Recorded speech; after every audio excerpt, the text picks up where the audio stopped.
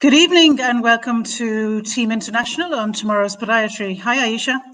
Hi, Emily. How are you? I'm very good. How has your week been? Not too bad. I had my second dose of Pfizer, so I was kind of a bit poorly for the weekend, but all good today. Had a full day of ulcer clinic. Yes, I was very busy day today. What were you doing today? You're in an ulcer clinic today, weren't you? Ulcer clinic the whole day. Yeah, a lot of patients after the bank holiday, so yeah, kind of tired. Yeah, no, I think I did my best today. Whether it's me, clinics are just so busy at the moment. Are you finding that as well? Yeah, especially after the bank holiday, crazy. Yeah, crazily busy.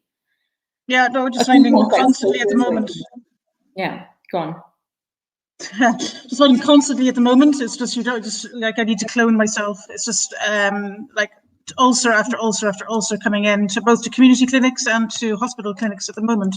Whether this is the COVID delay sort of arriving or not is interesting to see, but we'll see. Yeah. Anyway, tonight is international, and we have, as usual, a superb lineup of amazing international guests from all over the world. And we're going to divide it up into two. And Aisha, do you want to introduce what you're going to be doing for the first part? Yeah. I'm very excited today because I've got two wonderful guests with me who are also founding members of International Podiatric Medical Association. So this association is quite close to my heart, so this is why I'm super excited. And Abid and Tosif are our guests on today. They're both my really good friends as well. And unfortunately, Osama, who's the fourth founding member, couldn't join us today. But yeah, I'm really excited to talk about their experiences of charity camps that we carried out abroad and the future plans. So yeah, very excited. Okay, excellent. That sounds amazing. I've got, who probably doesn't need an introduction, Nigel Roberts from NUIG University in Galway in Ireland, and two of his undergraduate students who are from Saudi Arabia. They've come over from Saudi to study podiatry, well, I think there's a first Saudi podiatry students in Ireland anyway, so it'll be fascinating to talk to them and find out why they came over and how they're settling in Ireland and what they're like as an international student and what their plans are to go back to Saudi Arabia as well. Yeah, Emily, that'll be so interesting because I was an international student here in the UK. So I'm really looking forward to what they've got to talk about and how things have changed over time for international students. Absolutely, no, absolutely. I mean, it's 25 years ago, and even when we were coming over from Ireland to study in the UK, that seemed international to us then, and that's just over the water. So coming from places like Saudi Arabia and Pakistan is a massive kind of culture change as well when you're a student. So yeah, it'd be fascinating to learn all about that. Okay. Aisha is going to hand you over to you now. I think there's an intro video before we go live to Aisha and her two guests.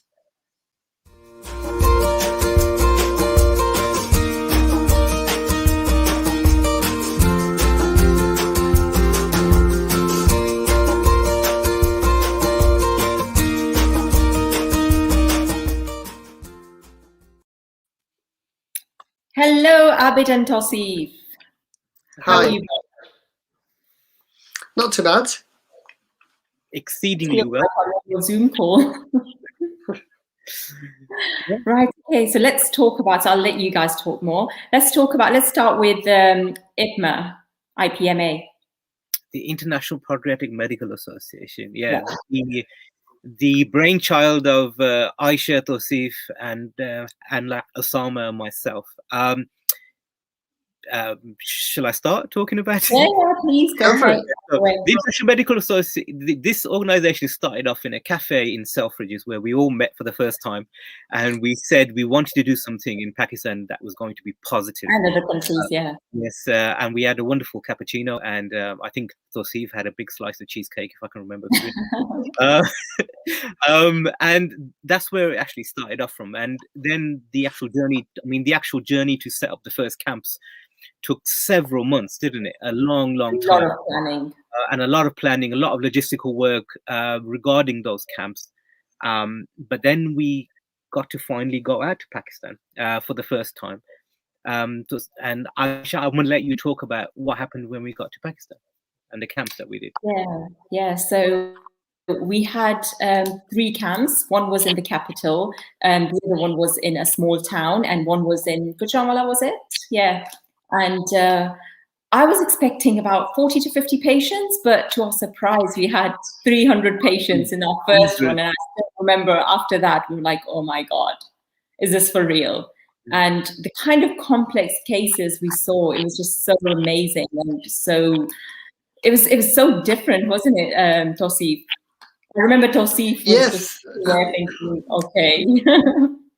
Aisha, I was actually an international student at Huddersfield Uni myself, just like yourself. And being an international student, when we graduated, started working as a podiatrist and stuff, and I saw your profile at Al Shifa International. And when initially, I never thought that there is a scope of podiatry in Pakistan. And I saw your profile on Al Shifa International, and I thought, right, I need to reach out to Aisha and find out how's podiatry in Pakistan. And I think that's when I initially basically got in touch with you. Then following that, we came together, and then we had a chat at Selfridges, where we finally got to sit down, and that's when International Podiatric Medical Association basically came into existence. Pakistan's experience has been absolutely amazing. I think for me, my parents, my whole family lives in Pakistan, so I had a very personal touch to it, and always wanted to do something in Pakistan from that front. And coming from a rural part of Pakistan meant that, as we all know, that the resources and the healthcare isn't as grand as we've got it here in the national health. So always had this in the back of my mind, that how are we going to go back and give something back to Pakistan. So that was a wonderful opportunity for us to basically come together and go back. I mean, the sheer scale of different people that we saw a lot of ulcerations, osteomyelitis, and we were doing a lot of screening as well, and giving basic advice that hadn't been given to these diabetic patients previously, because there is no foot screening service within Pakistan. There is no diabetic nurses. There is no podiatrists, apart from Aisha when she was there, to give these patients advice. And I think it was our second camp where we had queues running out well outside from the hospital, quite deep down, and for just 4 of us, I think we were quite overworked at some days, weren't we? Yeah. Oh God, yes.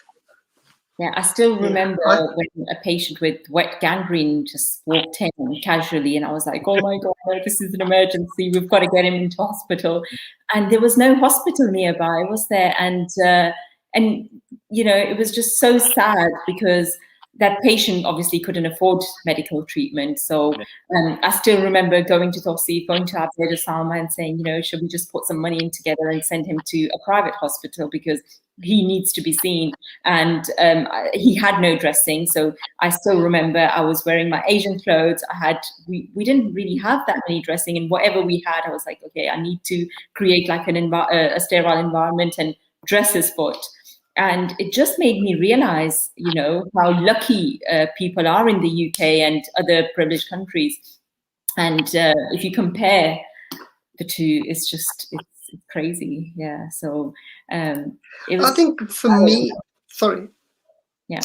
For me, one of the most surprising thing was, Aisha, that the prevalence of diabetes. I know we have got a sweet tooth. We like our tea very milky and sugary, and we like our sweets and stuff. But I never thought that the prevalence of diabetes is so high in Pakistan, and in a very young sort of community. So yeah, for me, that was really shocking.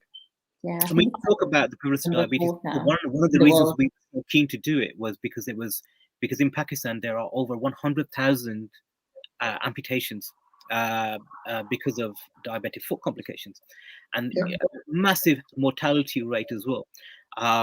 because that infrastructure that we take for granted in the UK with the NHS is simply not there in Pakistan and many other third world countries also.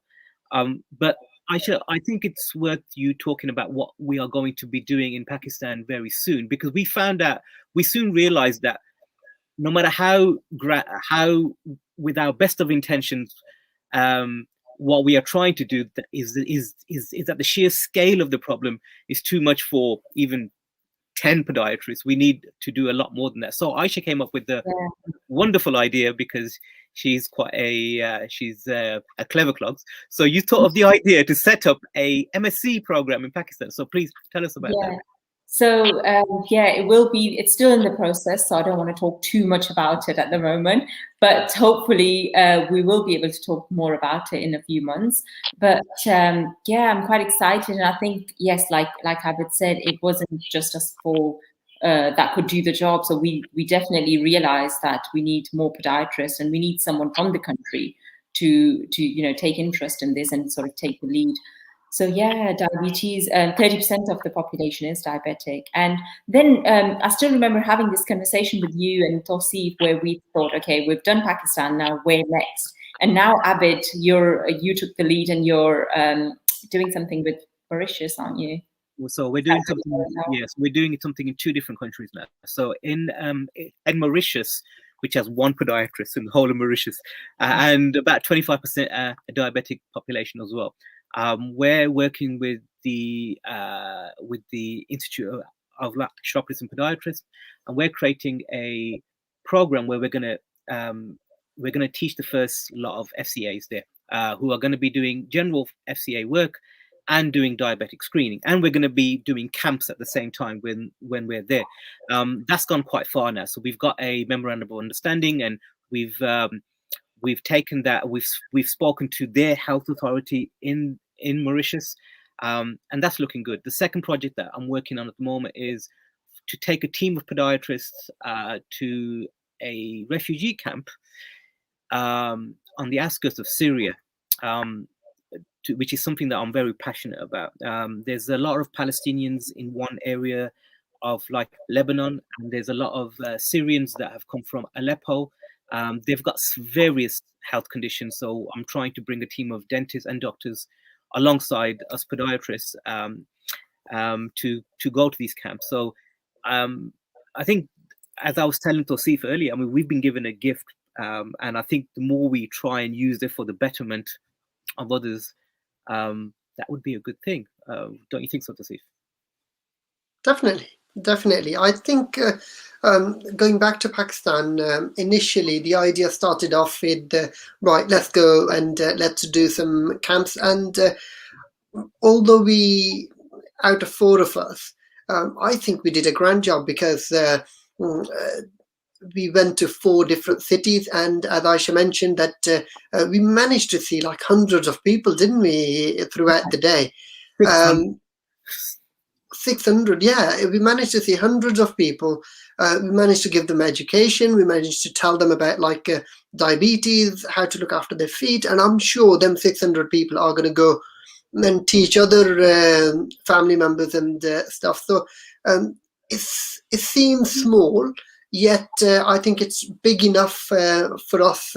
And moving forward, as well as we managed to go on to PTV World, where we actually did an hour-long program on the TV. I'm sure they had a good reach as well. So yeah, I think we did an amazing job there. And moving forward, I'm sure you guys had plenty of messages come through from Facebook and stuff. There was lots of other podiatrists who was willing to go to Pakistan and travel to these countries and give their time and their skills, and I think we should, or we will, alongside Aisha's plan with regards to teaching and stuff. I think we're going to continue to kind of parallelly run these camps and raise awareness and do whatever we can. Yeah, and if I'm not wrong, we were able to diagnose a lot of patients with diabetes. So we had a lot of patients there who were just there for fun, right? They were just there because they were free. Let's just go. They didn't really have anything wrong with them as such. But then we had a nurse who was kind of taking random blood sugar samples. So it was amazing how there were over 100 patients, if I'm not wrong, who were diagnosed with diabetes, who weren't aware that they had diabetes. Yeah. So, yeah. Family members of people who actually had diabetes. Yeah, they came in, yeah, I remember one such guy. I must say, he had the most remarkable mustache ever. I've still got an image. Image. I tried to grow mine, but I just wouldn't have that good. It was like and yeah, a motorbike, basically. That's what absolutely. It was. Yeah, and he was accompanied by another, a younger member of their family, and yeah, they were diagnosed with diabetes as well. So I can very distinctly remember that. Yeah, can I just mention we gave out a lot of goodies as well, didn't we? Yeah. Yeah. The foot creams and all sorts, yeah. So that was really good. But I think one main problem that we had was funding, because we had to kind of raise the money ourselves, and we had a few meetings prior to our visit with a lot of charity that we probably wouldn't want to mention, but not great meetings. You know what it is? This is we're like, we'll raise our own money. You know, feet is not a topic that charities like. It's not a sexy topic. It's not like building a well or giving a food pack. It's not like, I mean, it's hard to sell. Like, we need to take care of feet to try and stop a diabetic ulceration that can lead to diabetic gangrene. Yeah. But yeah, you are completely right, Aisha. I mean, funding was a major issue. I mean, I don't know how eventually, I think we just did it between our friends and family, didn't we? Yeah, I think we did it between friends and family and ourselves, and because for me personally, this was so close to my heart that yeah, I was willing to fund it myself. If nobody else would have given, but my family has been great, and yeah, friends and family have been very helpful. And we've had a lot of interest as well, haven't we? After we did the camps. And a lot of podiatrists were kind enough to offer their services. So that was really good. That's when I felt, I think probably for the first time, that us podiatrists we can be united. We've had emails from all over the world. I've had a lot of emails from the US, from pods there. And I keep on forwarding them on to Aisha, actually. Aisha, you talk to them, because a lot of them are surgeons. But yeah, a lot of people want to help, a lot of people, as well as the UK podiatrists. And I think, which is great, because I think we need to do, we are going to set up, inshallah, regular camps in Pakistan, where we're going to be going and teaching at the same time. But one of our hopes is that we can go to the rural parts of Pakistan. Pakistan's very large country, and there are parts of it that have very little medical care, don't they, Aisha? Yeah, and although I come from Pakistan myself, but I think I would travel anywhere where I could help. So it doesn't have to be just Pakistan, like you said, Mauritius, Syria, anywhere where we can offer our services. I'd be more than happy to go and take the team and offer our services, especially for diabetic foot. Hence the name, Aisha. I think I remember us discussing that choosing the name International Podiatric Medical Association instead of like including Pakistan into it. So the only thing I didn't like was that I was the only girl on the trip. So we had Osama, Abid, and Tausif, and a few other diabetes nurses, but I was the only girl. So I was like, girls need to join us as well, and they need to kind of, come on board. So I'm excited. I think we've talked about. Yeah, we've talked about this, Aisha. Sorry, I think I'm keep talking over you. There's a little delay in the voice there. So yeah, I think we talked about this, didn't we? That moving forward, yeah, we can take a bigger team. We can take other healthcare professionals along with it. But I think one thing I would like to mention here. Is that the credit for actually arranging everything, the logistic side of the things is a really, really difficult thing. And I have to give it to you, Aisha, that you did an amazing job I come from Pakistan, and I've lived in Pakistan for till I was 22. So I understand the bureaucracy. I understand the background of the difficulties of arranging all these things, and I think you did an amazing job. Yeah. Thank you so much. Do you remember when we went to this place? It was, I think, 4 hours away, when we had to drive all the way there, and we thought we'll be done in 4 or 5 hours and we'll be able to come back to the capital. But I mean, I think we had 400 patients that day, and after that I was like, I cannot travel. I just want a bed and that's it. And we had to arrange a hotel room there. So that was a bit of a challenge as well. Do you remember, Jossie? Absolutely, and I think we shouldn't actually forget the team that you arranged from Pakistan who came and gave us a helping hand. I think without them, it just wouldn't have been possible. So do I remember the name correctly? Abrar Malik. Yeah. He was amazing. Very kind, yeah. So Abid, tell us more about the Mauritius trip. The Mauritius trip. We've been speaking to and about the module that will be teaching. So we're developing this with the IOCP to create a FCA program in Mauritius, and to do the camps also. So we've been speaking to a local NGO to create an organization there, and we've already secured our premises, which is great. And it's large enough to teach 20 students, and the FCA program is quite basic, but then we're going to be teaching them further, and then we're going to be giving them ongoing support. So we're going to create an online portal where they can ask a group of podiatrists, which will include us three and more, any question about any of the patients that they see there, and we can help them as much as we can. Obviously, they have no BSc undergraduate program for podiatry there, so whatever we can do is great. And what we're doing in Syria is that's going to be like what we did in Pakistan, just camps. We're just going to be treating as many people as we can, because these poor people have been through a lot and they don't have much in the way of medical provisions in these camps. So we're going to try and do our best. Amazing. And do you want to say something about people who would be interested to join? Oh yes, any podiatrist. If you are a podiatrist and you want to help us, please feel free to contact us. We are going. We're going to have an open, as soon as this COVID thing is a lot better, we're going to have an open evening. We'll introduce ourselves, and I'll introduce the projects, and we'll get some feedback off everybody there. Yeah, Tausif, do you want to add anything?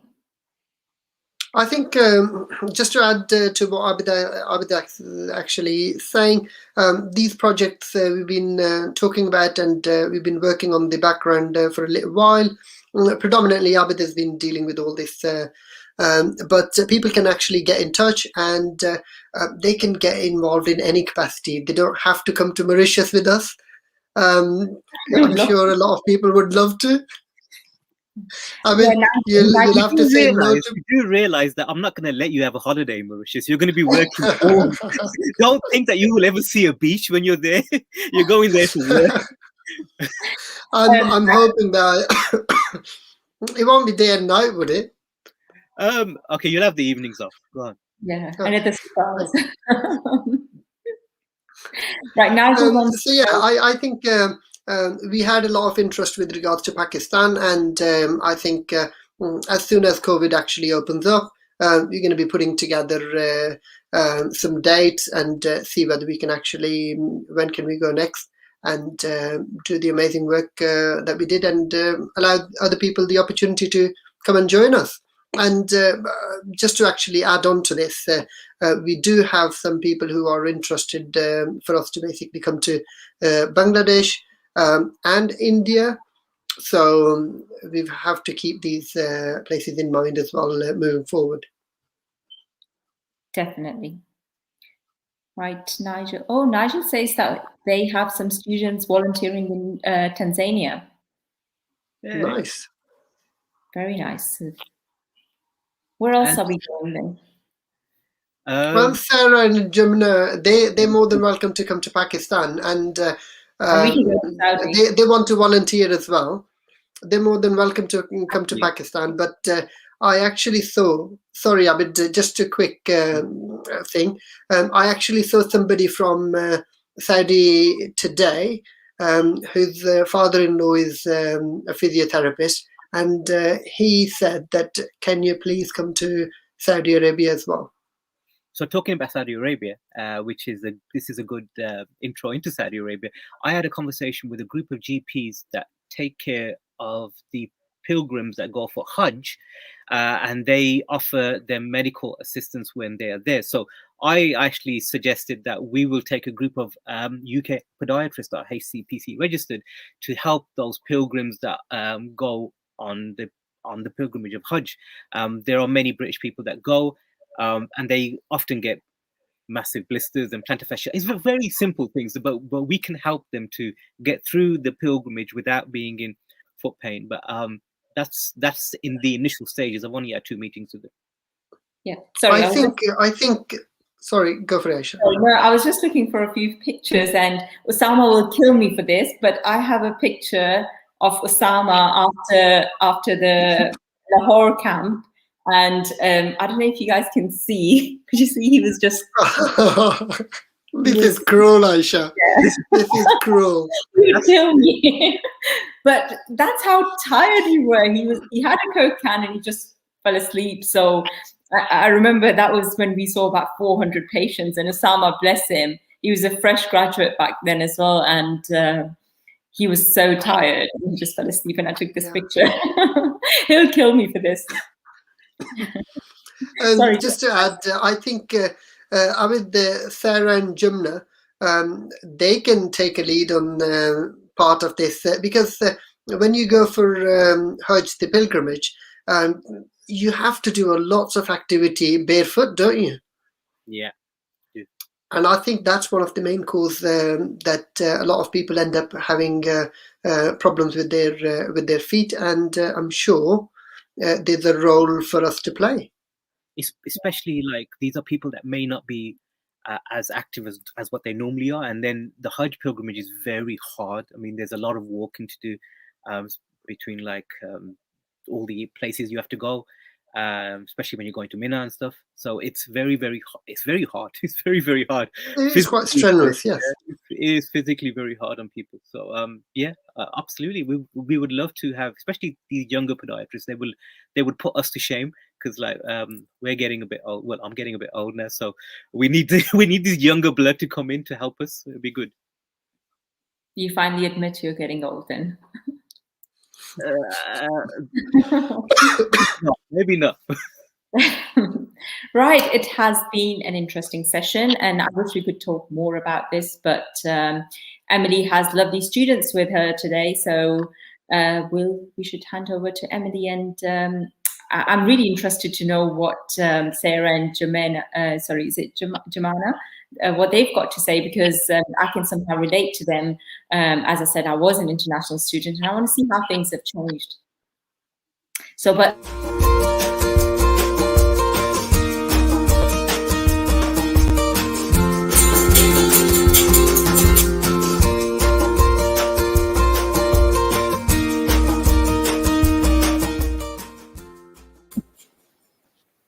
Hi, that was amazing, wasn't it? Yeah, it was. I'm signing up for Mauritius as long as I can go on a beach as well. I'll obviously sign up for Syria also, but the whole Mauritius thing and yeah, if we get a break at night and we can go off to the beach, I think that would be amazing as well. I think just listening to all that, and we once did an international session on volunteering abroad. So we had podiatrists in who were from NUIG actually, who are working in Tanzania and doing their charity there with wounds and things, and then we had people who were in leprosy colonies in India and Nepal and places like that. So we're hearing from all of those, and so listening to Aisha and Abid Talsif tonight sort of brings me back to that session where we kind of left it, and we're kind of afterwards, I was just thinking what a privilege it is to be a podiatrist, and what a fantastic career we have. But I always say I still love my job 25 years on. I love my job. I love working in with the diabetic foot. But it's a great privilege, I think, to be able to offer skills and things to abroad, internationally, and to work in charity and to volunteer as well. I think that's pretty awesome. So I kind of still have that same feeling I had after that session with the people volunteering abroad, sort of just proud and privileged and still in love with my career. Yeah. Nigel, how about you after all these years?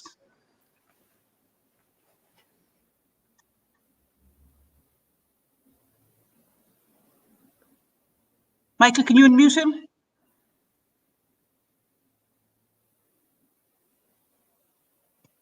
There you go. Sorry, you're muted. Yeah. Am I still in love with my career? Yes. Yeah. After 37 years, yes. I still enjoy treating patients, but I think moving into education, as I did 10 years ago, has enhanced my enjoyment of the profession. Perfect. Let me introduce who we have this evening on my section. We have Nigel Roberts, he's a lecturer in NUIG Galway, and his two undergrad students here, Sarah and Jumana, who are fourth-year podiatry students in Galway from Saudi Arabia. Welcome, everybody, this evening. Thank you so much for coming on which is like exam session, really, this week, isn't it, for students? Yeah. Nigel, perhaps you'd like to start and tell us a little bit about how NUIG became involved with students from Saudi Arabia in Galway. I suppose it was a pragmatic reason. We were established as a degree in 2008, and we all know that there was a financial slump around about that time, and as a result, we were challenged financially, and if we wanted to grow as a department, we had to income generate. At the same time, we'd been approached by the Cultural Bureau from Saudi Arabia to consider taking students from overseas, and we were fortunate enough to be introduced to a foundation course at IT Tralee that the Royal College of Surgeons in Ireland had been using, and NUI Galway Medical School had been using, and we took the plunge, and I don't think we've regretted it. I don't think we've regretted it at all. It's been a pleasure. It's been a pleasure, and I think it's enhanced the education programme at Galway. The diversity makes such a difference, and I think the foreign students have added to the dynamic that we have a better learning environment because of our foreign students. Super. I think I've only met Sarah and Jumana a couple of days ago, but already I was kind of just bowled over with how inspiring these two women are, and what like an ambassador they are for Saudi Arabia as they go forward and graduate and bring podiatry back to a huge country where podiatry isn't very well known. Sarah, Jumana, would you mind just telling us a little bit about like your families and where you come from in Saudi, just to give us a visual so we can just picture your life over there, please, for us here. So, hi everyone, thank you for this great opportunity. I'm so glad. And for me, like I grew up like in a supportive family. Both my parents like supported the education part of the family. So my mom was a bit protective. She didn't want me to go abroad, but my dad was like so pushing me because like he wanted me to learn as much as possible. And yeah, and here I am. Superb, amazing. And Jumana? Yeah, I came from the east of Saudi Arabia. Actually, I'm the second in the family, and it's the same as Sarah here. My family were very supportive, and they encouraged me to take this step and to come and study abroad. And because the course was very unique, my mom was the first one to like like at the beginning when I got the scholarship, I wasn't like really sure which course should I go into. And my mom, she is the one that was really into podiatry, and she like motivate me to go and take this step. Fantastic. How did your mum know about podiatry and what it was and things? To be honest, she wasn't really sure what is it exactly, but she was like, oh, this is like something in the medical field. And of course, as it is a new major, it's going to be really fantastic, and you will have lots of opportunities once you come back from there. Superb, absolutely. But I can remember as well, it was my dad who encouraged me to go into podiatry, and at the time I didn't know anything about it either, and he told me to read the modules in the university prospect, and so I read them all out loud in his office, and each one I thought, yeah, I love that, love that, love that, and then I came to the end and I kind of looked at him and went, feet, are you serious? And he was like, yep. But then once I'd started, I just realized I loved it. Absolutely loved it. Yeah. So what modules do you find most interesting, or what areas of study within podiatry are you most sort of passionate about at the moment? For me, I like diabetes. I like wound care. I like surgery. These like this scope of podiatry. I know podiatry can bring like a lot of opportunities that I can see like after the 4th year, after going through the whole 4-year degree, I can see like I'm not settled yet. I'm looking, searching, but like I think I like the diabetic field and the surgery so far. That's perfect. That's kind of handy going back to Saudi Arabia with diabetes passion in your blood. Yeah. Yeah, it's actually because diabetes is very popular problem back home. That's what's making me really interested as well in diabetes. But every part of podiatry is really interesting and fascinating, how you know about the process that people go through just to have a step or like walk. Absolutely, absolutely. Yes.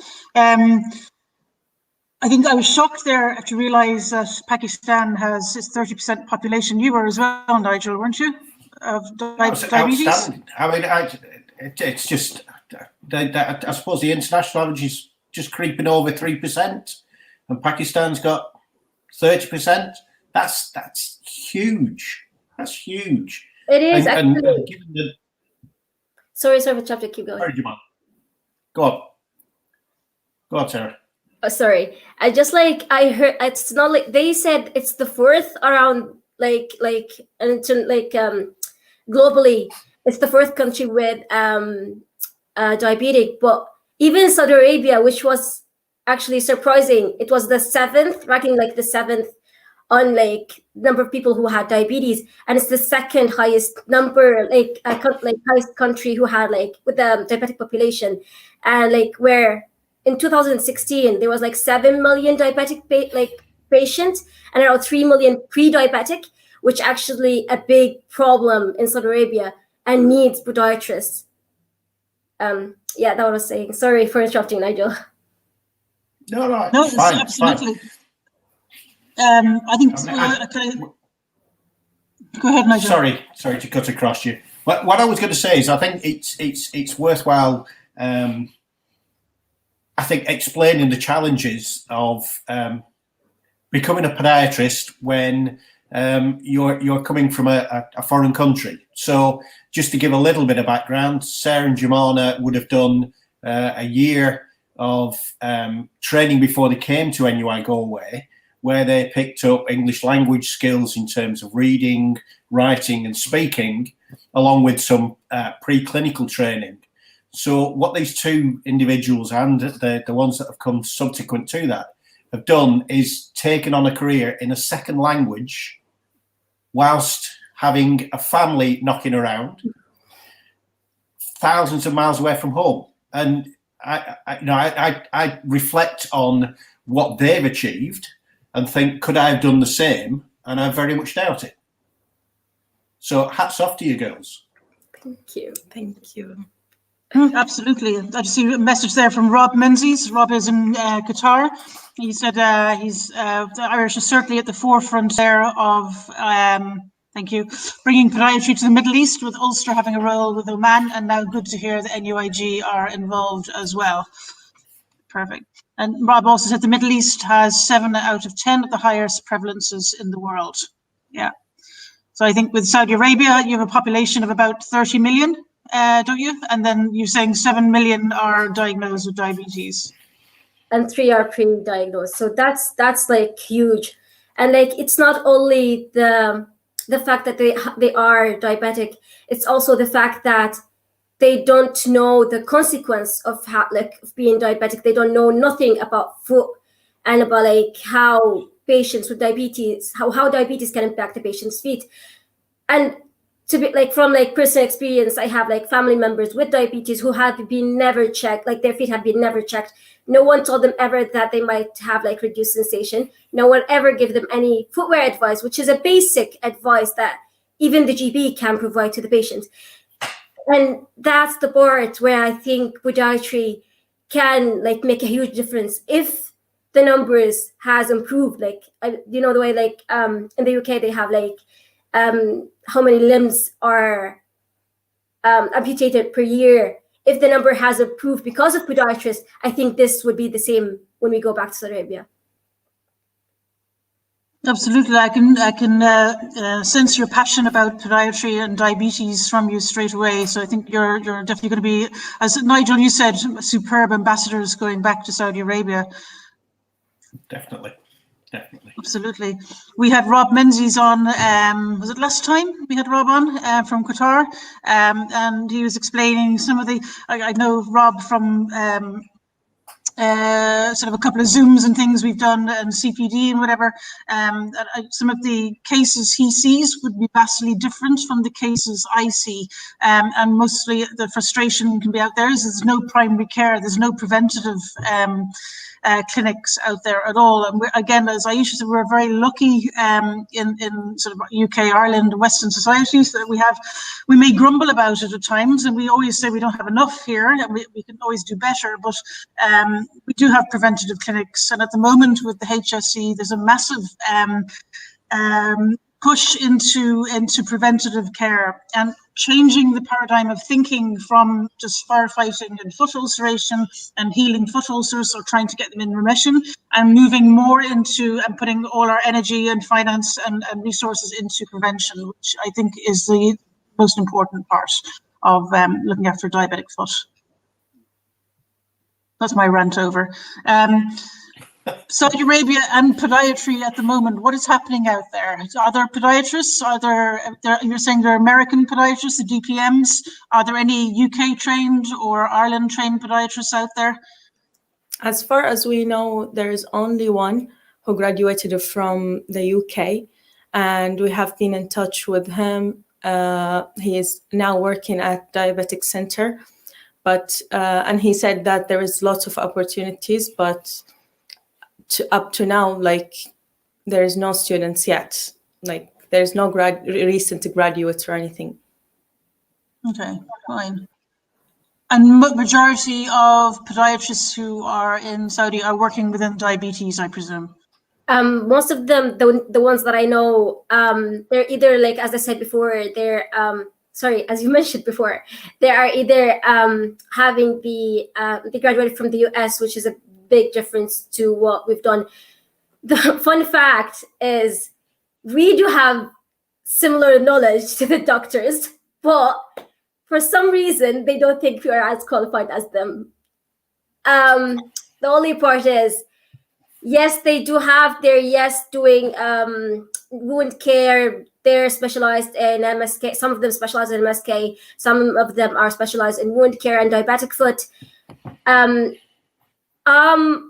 For me, like, personally, I want to be in contact with them. I tried to contact some of them. I didn't get any replies yet, but like, I want to see where can we go from here. Like, yes, we will be graduating this year, but like, how would it go for us? Like, there is now around 25 diabetic center around Saudi Arabia, but there is no podiatrist. So who gonna be in these centers? Who gonna fill these centers? Who gonna help these patients who require diabetic care?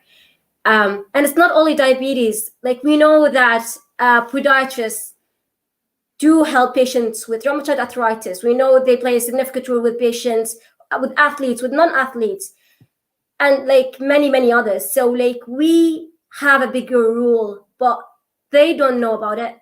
We need to show them, we need to tell them, but like, it will be a bit difficult, I think, because we need to start the whole thing. Absolutely, but I think I'm going to try and put Aisha back on here, because Aisha's like sort of gone through a similar process that you will be going through in Pakistan, where there were no podiatrists there before. So maybe having a chat to Aisha, here she is, and seeing you can try and help each other out. So Aisha, what advice would you give Sarah and Jemana? So I would say that, like Sarah said, that she wants to get into diabetes, and I would probably encourage her, being in diabetes myself, purely because I know there is a dire need in Saudi Arabia, Bangladesh, in Southeast Asia, so even in the Middle East. So I would say, yeah, definitely, I would encourage you to go into diabetes so you can go back and help those people as well. I know MSK is pretty good as well, but I just think that diabetes would you'd probably be able to help people more with diabetes. Yeah. Thank So you. yeah, no, I wanted to come on to say that there's I think there's less awareness of podiatry in Southeast Asia and Middle East. So I think different universities kind of need to take this initiative and go out there and introduce podiatry, because there are so many students who cannot get into medicine or pharmacy, and then they should have, or dentistry. So there will be a lot of interest in podiatry, and especially when I go back to Pakistan or Dubai, I kind of make sure that I introduce podiatry and tell people about this profession. So I think the universities sort of need to come forward and create awareness internationally to attract international students as well. Yeah, I actually think it's a problem that's endemic in any sort of medical profession. Unless you have a condition that requires you to go and see a gastroenterologist, you probably don't know what a gastroenterologist does. Exactly. So whilst I suppose we moan about the fact that people don't know what we do for a living, it's not unusual that people don't know what you do. Yeah. And the thing is, as a practitioner, if you do your best with each individual patient, it's your patients that will pass on the message, not one person, but every patient that goes out your doors. And that's the way I think, to change the perception of it. Definitely. Rant over. Nigel, as NUIG, do they have international support forums for students coming over to study in NUIG? How do you help sort of Sarah and Jemana settle into Irish life and student life here? Well, I suppose because they've done the 12 months down in Tralee, that they'd sort of got used to Ireland in some respects. I don't think Galway is quite as wet as Tralee, and it certainly has a few more sunny days. We do have a large foreign student population at the university, particularly in health sciences and in medicine, and we have an international society. But I don't know really how much we take it up. I mean, the medical school has the lion's share of our overseas students. Maybe Sarah and Jemana, you could tell me whether or not you threw yourself into that. So basically, for me, like being settled in here in Galway, it wasn't difficult for me at the start, because like I know a person who lived in Galway who was leaving, so I took their house. Like I settled quite easily, but I found when I started the course, I didn't have enough knowledge about podiatry. I didn't know what can I learn in this course. that was my only concern. Otherwise, I love it here. Like even I remember the first day Nigel took us in a tour. We walked around the place. He took us to the building, and then he walked us like to the podiatry department, and then he went to the second floor. And he was like, "Okay, I'll show you something." And then he took us to the prayer room. It was like a nice touch, and I still remember because like it made me feel like, oh, they're considerate. Like he considerate, and that's a welcome sign. And I felt welcomed. I have been like in bad days. I've been through a lot because like we're like abroad, but I've never feel like I'm not home. Like I have all the staff member in the podiatry department. They were all helpful. Every time I needed help, they were there. I had like great friends, and I've never felt like I'm alone, which was great. Like great during this experience. For me, I'd recommend podiatry, but first I need to tell people what do they think when they hear the word podiatry. They need to know first what is podiatry, and they need to know the challenges that because this profession is new, so what they need to learn about it first before they go and make the decision to go and study podiatry. Perfect. That's really lovely. That's really nice. What do you miss about Saudi Arabia over here? There must be something. Food, yeah, and obviously sunshine.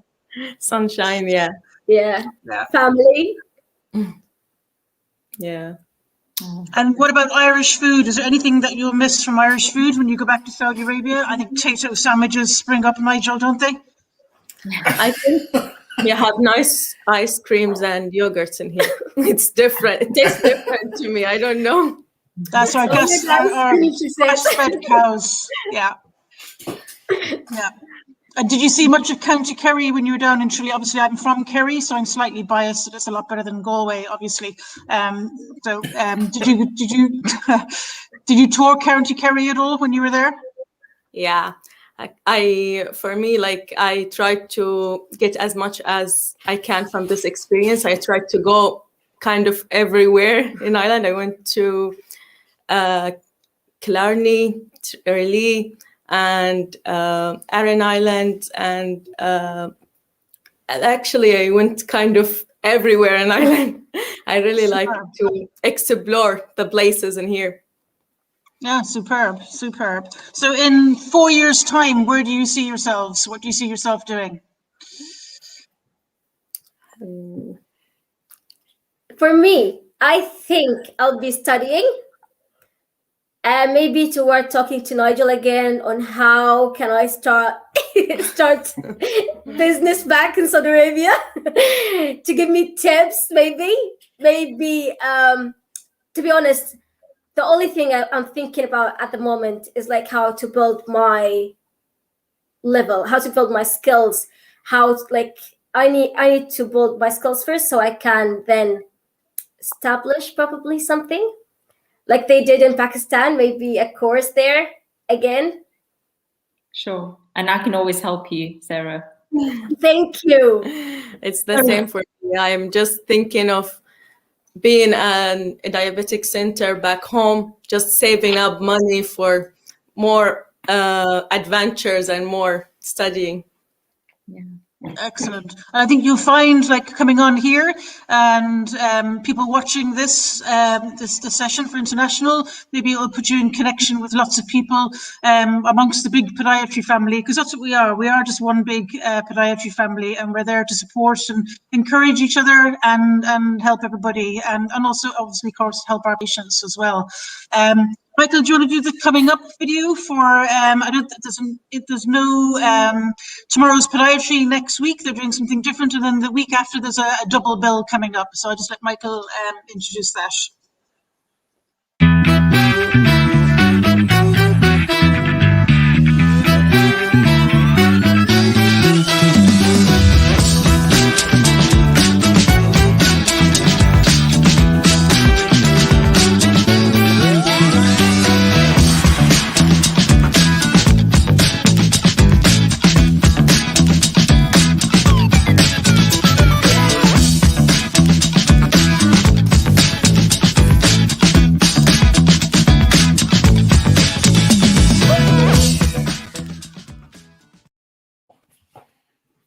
Superb. Thank you, Michael.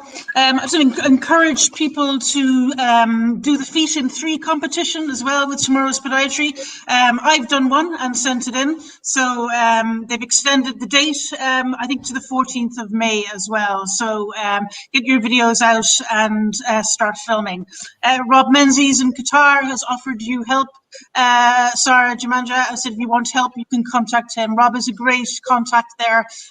He works within renal centre in the diabetic foot, and basically what he doesn't know about the diabetic foot isn't worth knowing for Rob.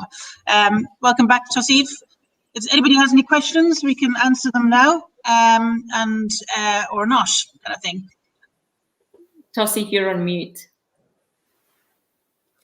I actually have a question for Aisha. Yeah. Would you mind telling me, like, what kind of challenges did you face when you started, like, your thing in Pakistan? Oh gosh, a lot of challenges. I think the one mistake that I made was that I graduated and I went straight back to Pakistan. I think I should have gained some experience here in NHS and then sort of gone back. But so yeah, that was a mistake. But then I kind of threw myself into deep end, which was positive in a way as well, because I got to learn from vascular surgeons, diabetologists that I was working with. And I had my lovely colleagues back home who I would like email every single day to say, oh my God, I don't know what to do. So yeah, I think that was one of the biggest challenge for me. So I would probably say, if you can, gain some experience and then go back.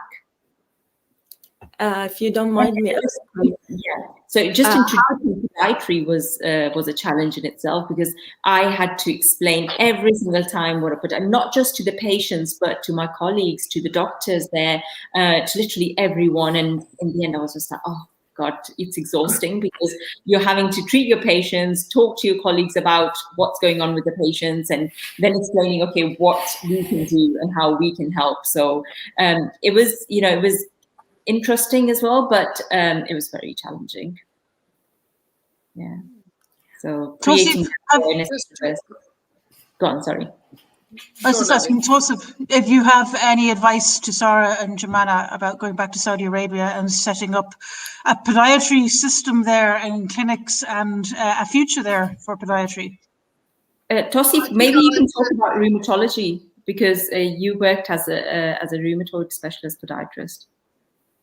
Yes, what I was actually going to say is exactly the same as Aisha. Get some experience and get some experience in how does the podiatry departments work, and how does these specialisms work, and how does MDT setting sort of work. Having the understanding about that is very important, because being the first one is difficult, but at the same time, having a playing field and finding your own way is an amazing opportunity, so that when you go in there, you can create your own path, and you can create and you can tell them what you do. And from that, I'm sure people will basically, once they know that what you're actually capable of, they will start to rely on you more and more, and you can create that MDT sort of environment, and just follow just create an environment where you can thrive, and your patient can benefit from your skills that you've attained from here. Yeah. You could always ask your lecturers to give you a diabetic foot clinic business plan as well. That would definitely help. Is it mostly private in Saudi? Is it what? We must say again? Private? Is the healthcare private in Saudi? No. There is both. There is like private and there is the public. And for now, like the 25 center, diabetic center, they're all public. So everyone with diabetes, they can have these services, access these services for free, which is great. But like the problem is not the place, it's not the equipment, it's the employers. Exactly. We need the people, we need the podiatrists to start this profession. That's the thing. Yeah. So I would say you're lucky in that way, because in Pakistan we had money problems as well as the human resource. So yes, I would say you're definitely lucky. Yeah. Another question: did you find any somewhat like, it's not like fighting back, but like, did you find any other profession trying to say Put like you down. Resistance? exactly. Yeah. Oh, definitely. Yeah, I still remember.